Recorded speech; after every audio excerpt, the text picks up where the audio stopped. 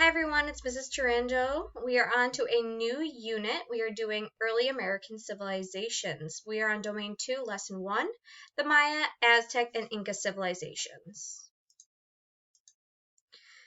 So our objectives for this lesson are to describe key components of a civilization and identify present-day regions in the Americas as the location of those three ancient civilizations. And we're also going to describe, compare, and contrast the key geographical features of those regions. Some key vocabulary we have. Category, a group of things that have similar characteristics. Context, words and or sentences around a specific word or phrase that help explain its meaning. Also, conditions that exist when and where something happens.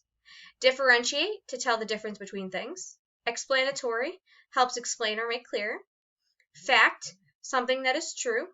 Influence, something that causes a change or to cause a change. Informative, providing information and facts about a topic, also useful or helpful. A link is a connection between multiple things or to connect two or more things or ideas. Linking is connecting. A reference is a source used for gathering information, to mention something, and also to go to the source for information. And subsequent is coming after something else. So we do have some purpose for reading that we're going to be talking about. So the purpose for the reading today is to listen and read carefully to learn about the unique locations of three early civilizations in the Americas. And the big question is, what were the key geographical features of the region in which the Maya, Aztec, Inca, and civilizations developed?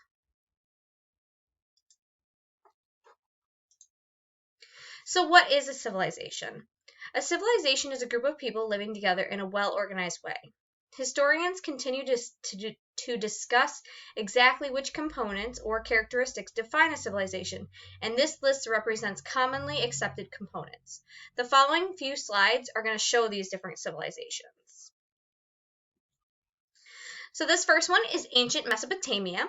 It took place during 3500 BCE through 500 BCE.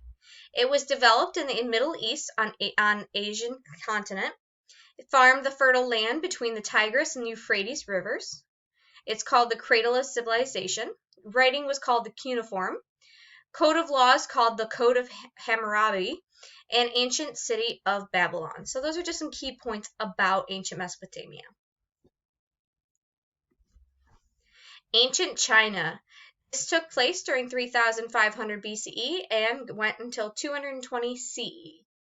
It developed on the Asian continent along the Yellow and Yangtze rivers. Yangtze River Valley called Rice Bowl and known for growing rice. And it invented paper and system of writing using characters. Next civilization is the ancient Egypt. This one took place in 3100 BCE and it went till 332 BCE. Developed on the northeast of African continent, farmed in the fertile valley along the Nile River, the Valley of the Kings with pyramids and tombs of the pharaohs. The writing used hieroglyphics, and King Tut was an important pharaoh.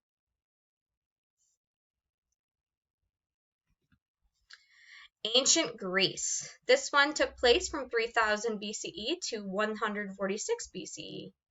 It developed in Europe along Mediterranean Sea, worshipped many gods and goddesses. The Parthenon noted for architecture and honoring the goddess Athena.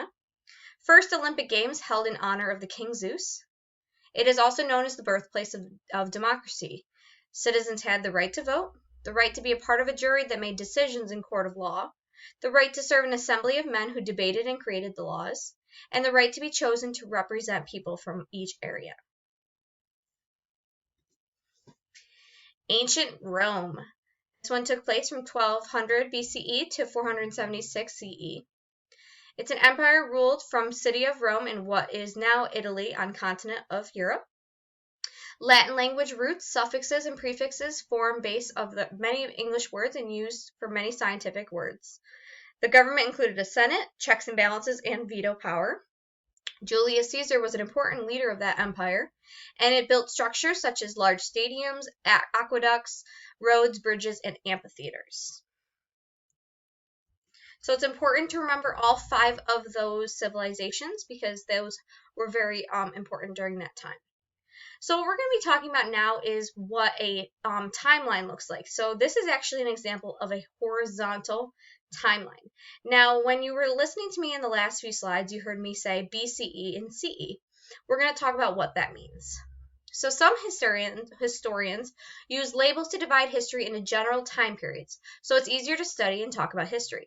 Although it is difficult to identify the specific end date of ancient times and the beginning date of modern times, ancient times generally refers to events that occurred a very long time ago, and modern times generally refers to events that occurred more recently. So BCE and CE are labels applied to years. So BCE stands for before the Common Era and refers to the years that happened a very, very long time ago. The CE stands for of the Common Era, which refers to the more recent years, including our current year. So we would say 2020 CE. So that's what those mean. So I know I didn't mention it, but I knew we were going to get and talk about it. The Common Era begins with the year 1 CE. Years prior to that are referred to as BCE. Years in the Common Era are counted in the usual way, 1, 2, 3, and so on. Years labeled as BCE, however, are counted backwards from 1. Because of this backward counting, something that happened in 1000 BCE occurred before something happened in 500 BCE. So, what that means is, years for us go, 2000, 2001, 2002, and so on and so forth. But in the BCE era, it goes 99, 98, 97. It goes backwards. Sorry. And then the reminder, the top is an example of a horizontal timeline. This is an example of a vertical timeline. So this is a way for historians to organize timelines. And what you probably noticed in the when I was talking about those different civilizations, that some of the civilizations actually took place during around the same time, and that is very common. So what we're going to do now is from the last unit, I know that we were reading the text together. Now we're going to go forward and start reading these texts on our own. So what I'm going to do is pause for about 5 seconds on each slide.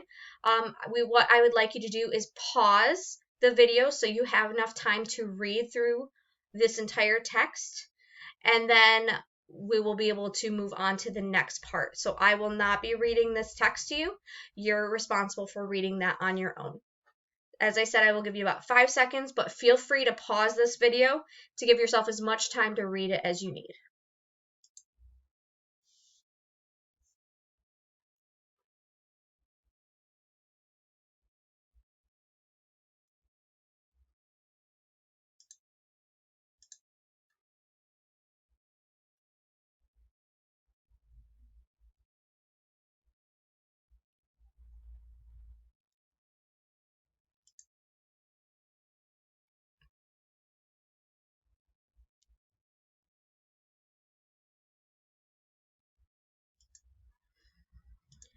Now again, if you needed to reread anything, be sure to go back and pause the video and read it carefully. We want to make sure you read it well and carefully and understand what you're actually reading. So the word work we're doing for today is called diverse. So the sentence that we would use the word is Mesoamerica has very diverse landscapes, including dry coastal deserts and wet inland rainforests. For this sentence, diverse means made up of different people or things, and it's actually an adjective.